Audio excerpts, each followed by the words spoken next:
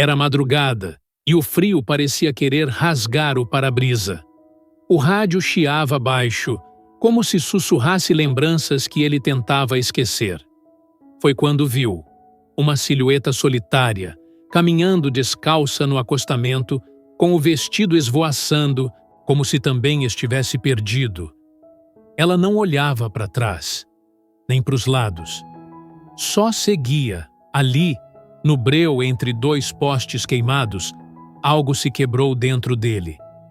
Porque aquela imagem não era só um susto, era um espelho. Freou como quem acorda de um pesadelo e, sem saber porquê, engatou a ré. Algumas histórias não pedem permissão para começar.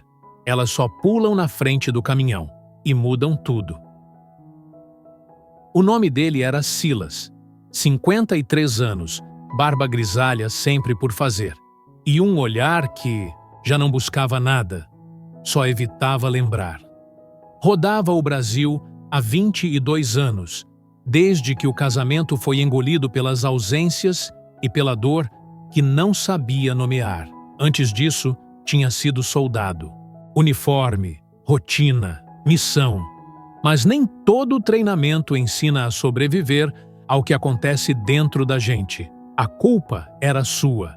Pelo menos era isso que ele dizia a si mesmo toda vez que cruzava a ponte de ferro onde tudo terminou. Tinha 19 quando o irmão, mais novo, Heitor, entrou escondido no Chevette antigo e insistiu para dirigir um trecho. Uma curva mal feita, um poste, uma sirene. Silas sobreviveu. Heitor não. A mãe nunca disse com todas as letras, mas os olhos dela nunca mais foram os mesmos. O pai morreu calado. E Silas pegou a estrada. Encontrou abrigo no ronco do motor, no diesel queimando mágoas, na solidão que não fazia perguntas. Cada parada era um alívio breve.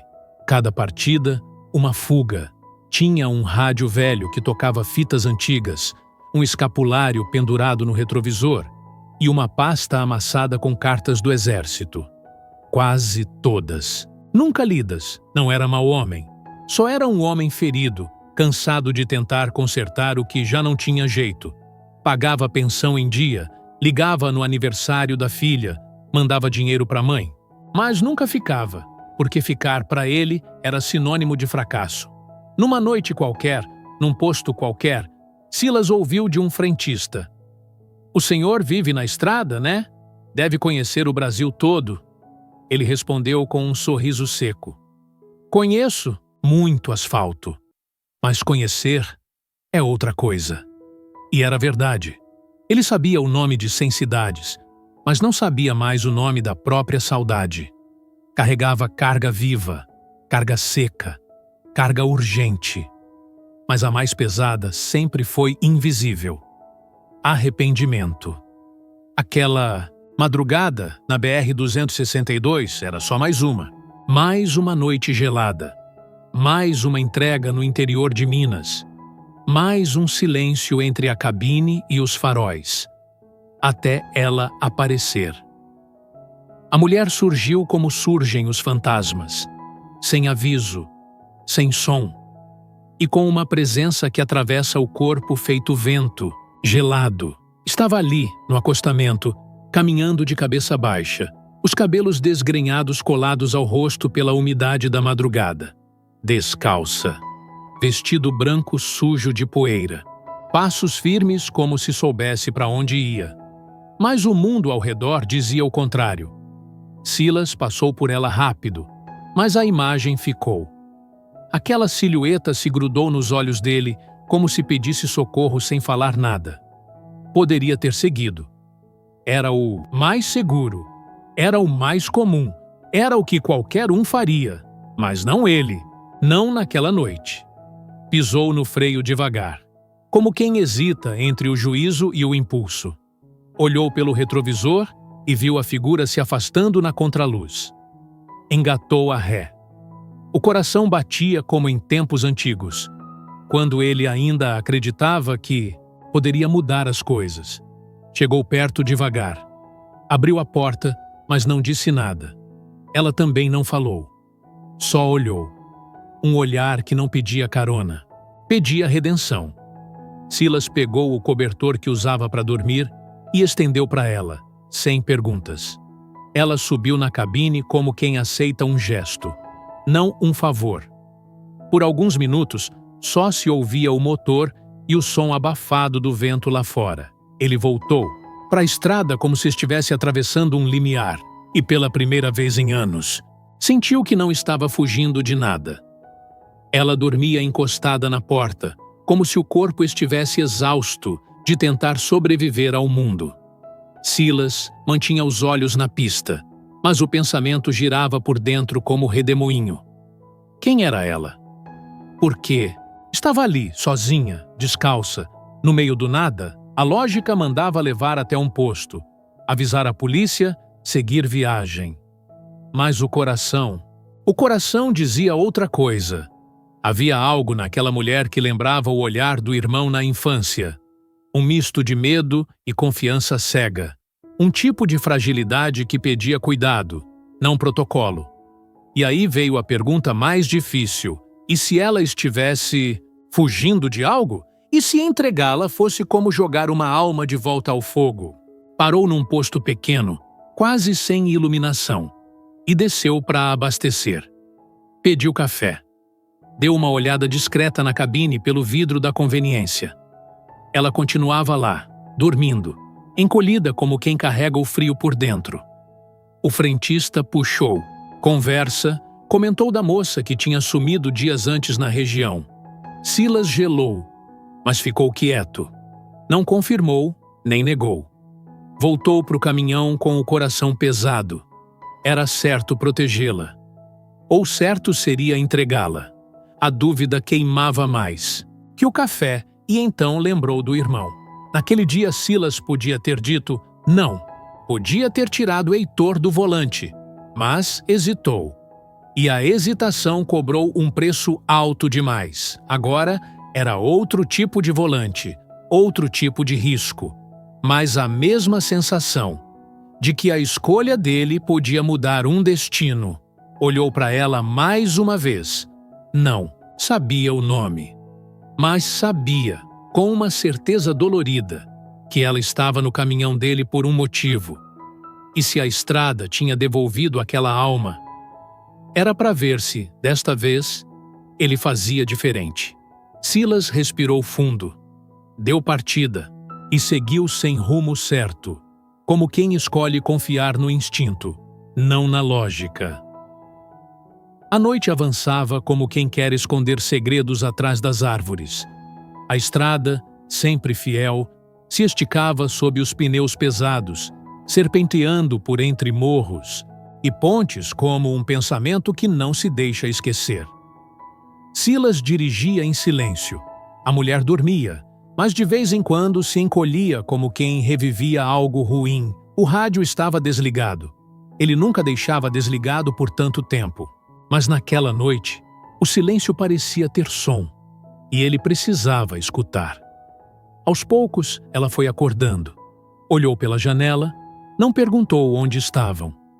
Só ficou ali, quieta, observando o escuro. Silas ofereceu água, uma barra de cereal. Ela aceitou com um gesto leve, quase infantil. Quando tocou na garrafa, ele notou os arranhões nos pulsos, como cicatrizes de quem lutou contra o próprio destino. Ele pensou em perguntar o nome, mas o nome não mudava nada. Era a presença dela ali que mexia com ele. Ela não falava, mas sua dor gritava. Mais à frente, pararam num recuo de segurança. Um daqueles pontos altos onde a vista parece abraçar o mundo. O vento cortava forte. Ela desceu e ficou olhando para o vale. Silas a observou de longe. E pela primeira vez em anos, sentiu medo. Mas não por ele. Sentiu medo por ela. De que pulasse. De que sumisse. De que virasse apenas mais uma lembrança mal resolvida. Aproximou-se com cuidado. Tirou o escapulário do retrovisor e estendeu para ela. Era de quando era soldado. a única coisa que guardava do tempo em que ainda acreditava que podia proteger alguém. Ela pegou, apertou na mão, chorou, mas ainda sem dizer uma palavra. Voltaram para a cabine. Ele ligou o rádio. Tocava uma canção antiga que falava de partidas, de fé, de reencontros, e ela, pela primeira vez, sorriu de canto. Naquela madrugada, entre um posto fechado e um rio invisível, ela finalmente falou. Uma frase só. Disse, obrigada por não perguntar. Silas sentiu o mundo estremecer dentro dele. Porque naquele instante, entendeu. Às vezes, não é preciso saber tudo para salvar alguém. Basta não virar as costas. Ela adormeceu de novo, com o escapulário ainda na mão. E ele dirigiu com lágrimas escorrendo, como se cada quilômetro lavasse um pedaço antigo de culpa. As luzes da estrada piscavam como olhos atentos, e pela primeira vez em décadas, Silas sentia que não estava só. O sol começava a rasgar o horizonte, quando chegaram à cidadezinha sem nome, encravada entre morros e neblina. Ela pediu para descer ali, num ponto onde a estrada parecia hesitar antes de continuar. Não havia casas visíveis, nem gente por perto.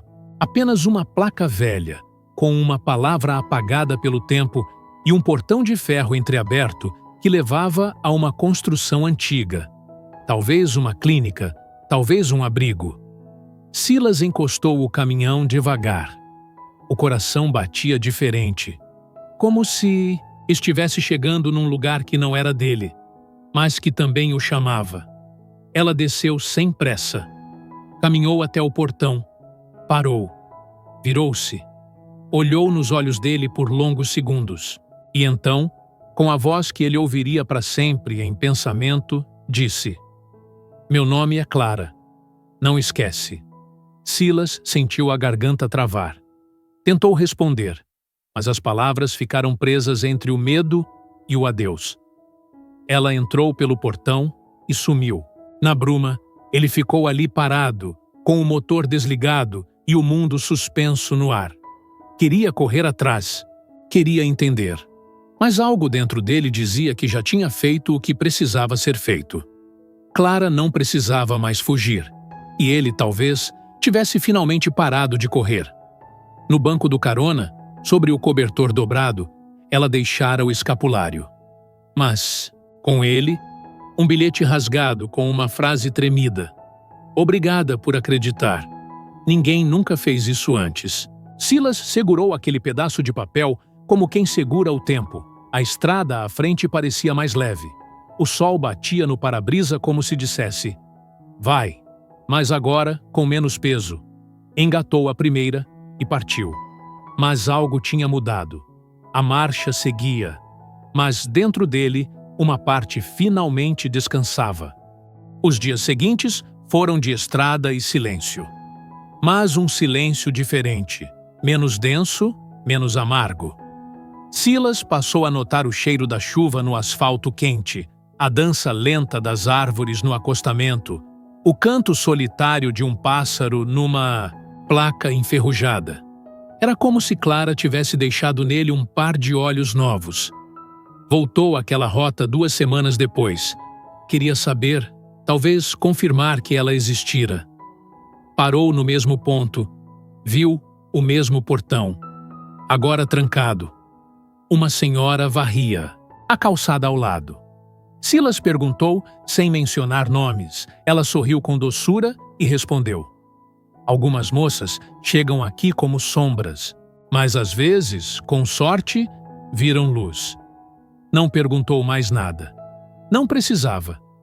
De volta ao caminhão, prendeu o escapulário no retrovisor de novo, mas dessa vez não como lembrança de um tempo perdido, e sim como prova de que até os caminhos mais tortos podem levar a um lugar certo.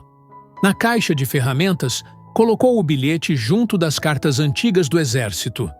Agora, tudo fazia sentido. Tudo estava no lugar. Na traseira do caminhão, pintou uma frase com um pincel grosso e tinta branca. Algumas almas a estrada devolve.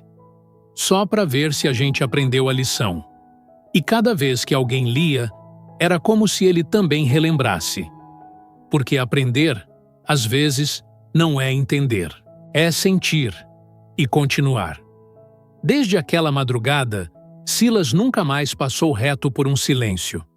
Aprendeu que tem gente que a vida joga na beira da estrada, só para ver se ainda existe alguém disposto a parar.